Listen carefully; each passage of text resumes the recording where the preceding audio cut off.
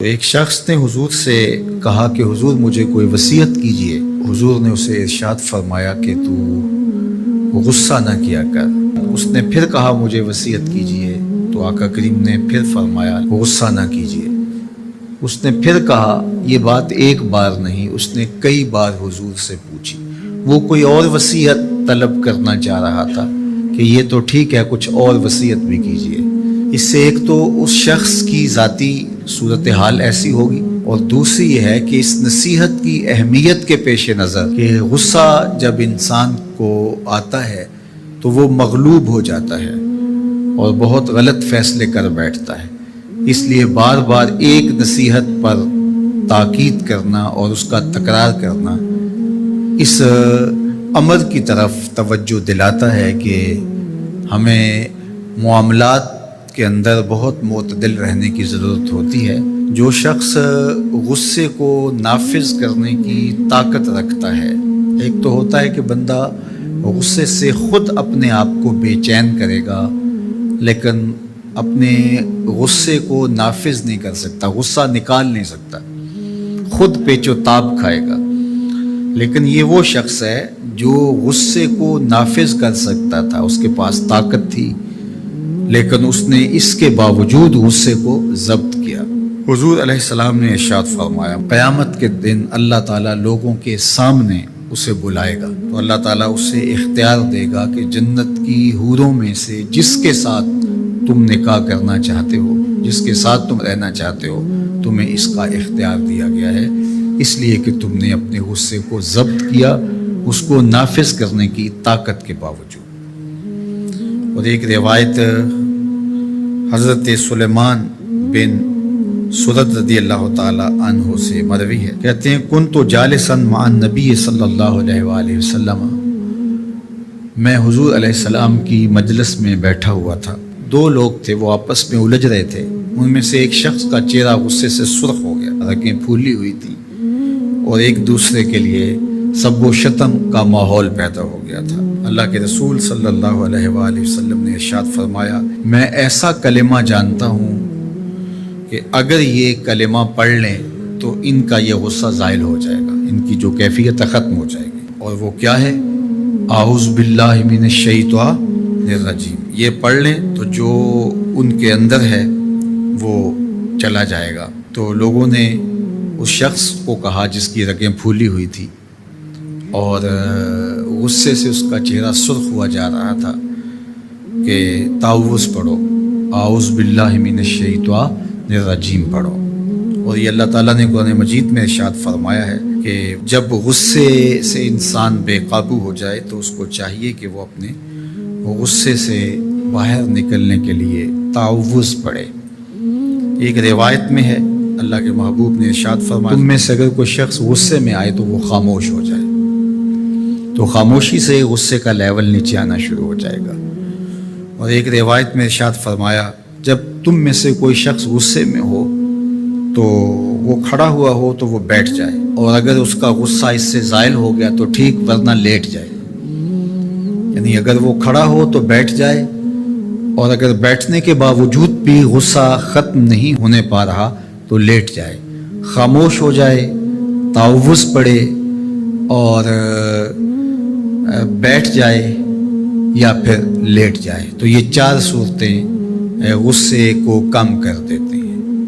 تو غصے کو نافذ کرنے کی بجائے کوشش کرنی چاہیے کہ غصہ جو ہے وہ فروغ ہو جائے، کیونکہ غصے میں انسان ایسے امور کر لیتا ہے کہ بعد میں اس کو سخت پچھتاوا ہوتا ہے۔ اگر کسی شخص کے ساتھ قرآن مجید نہیں ہے، قرآن مجید کے 2 رکوع 4 رکوع آدھا پارہ اگر کسی زندگی میں روزانہ کی بنیاد پہ نہیں ہے تو اس کی زندگی کا نور اس سے روٹ گیا ہے۔ گر تو می خواہی مسلمہ زیستن نیست ممکن جز بقرآن زیستن، اگر تو مسلمان بن کے جینا چاہتا ہے تو قرآن کے بغیر ایک لمحہ بھی نہیں جی سکتا۔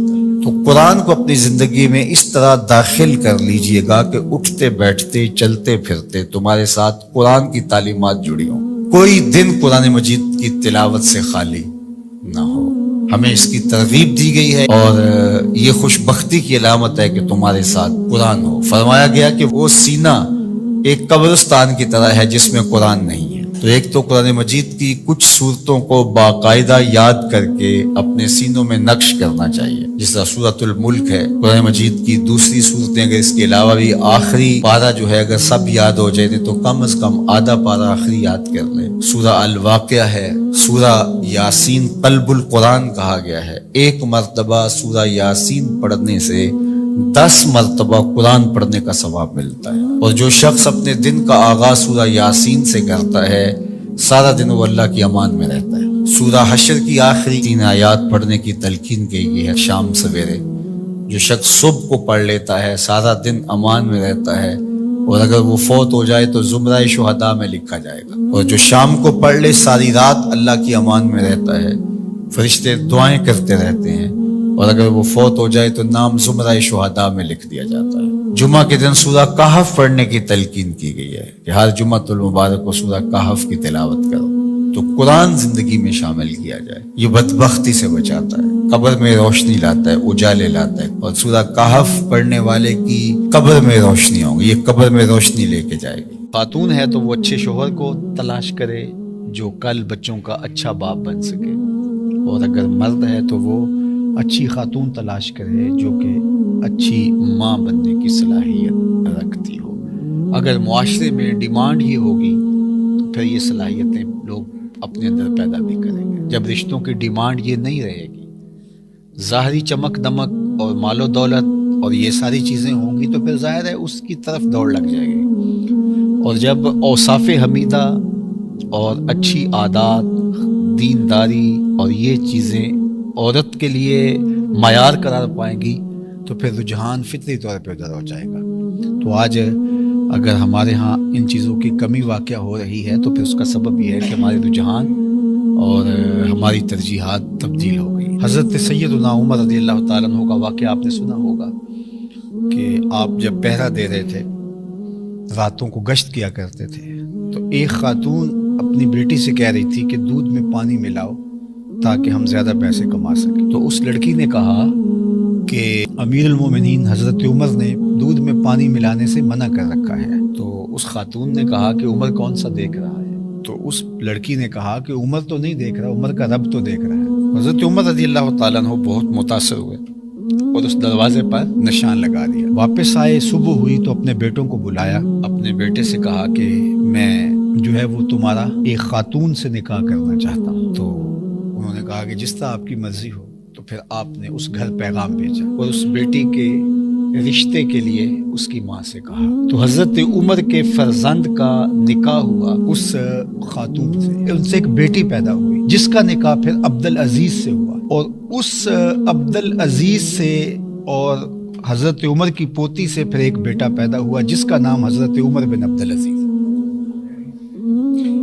تو اچھی مائیں اچھی قوم دے سکتی ہیں، تو اچھی ماں کا انتخاب اس وصف پر آپ نے اپنے بیٹے کا نکاح کر دیا کہ یہ کس قدر اللہ سے خشیت اور اللہ سے خوف رکھنے والی خاتون ہے۔ حضور نے ارشاد فرمایا کہ نکاح کیا جاتا ہے 4 چیزوں کی وجہ سے، لمالہا، لجمالہا، لحسبہا۔ کسی کے مال کی وجہ سے نکاح کیا جاتا ہے، حسب و نسب کی وجہ سے نکاح کیا جاتا ہے، اسی طرح جو ہے وہ حسن کی وجہ سے نکاح کیا جاتا ہے۔ پھر فرمایا کہ جو ہے وہ دین کی وجہ سے نکاح کرنے کی پھر تلقین ارشاد فرمائی، اور دین سے مراد وہ خوبیاں ہیں جو دین ہمیں بتاتا ہے، وہ جہاں پائی جائیں۔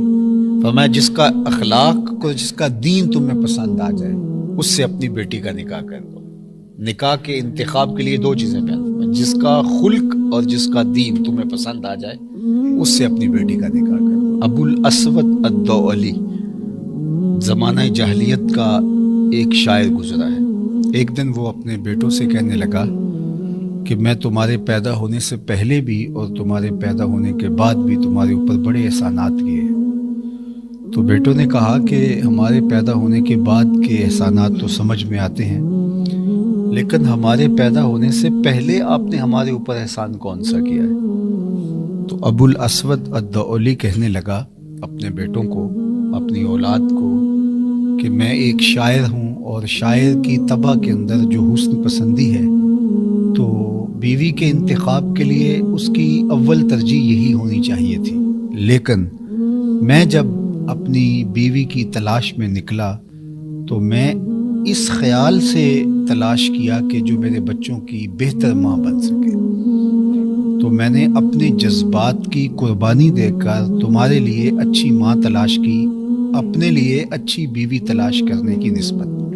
تو میرا یہ وہ احسان ہے جو تمہارے پیدا ہونے سے قبل میں نے تمہارے اوپر کیا۔